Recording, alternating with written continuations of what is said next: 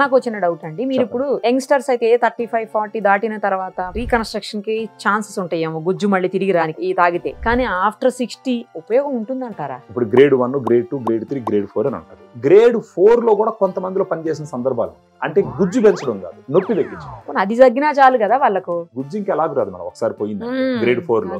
దీంట్లో ఉన్న కొన్ని ఇంగ్రీడియంట్స్ ఏం చేస్తాయంటే నొప్పిని కలిగించేటటువంటి కెమికల్స్ ని కంట్రోల్ చేస్తాయి. ఇప్పుడు డ్రగ్స్ కూడా కంట్రోల్ చేస్తాయి, కానీ డ్రగ్స్ వల్ల సైడ్ ఎఫెక్ట్స్ ఉంటాయి, కానీ దీనివల్ల సైడ్ ఎఫెక్ట్స్ ఉంటాయి.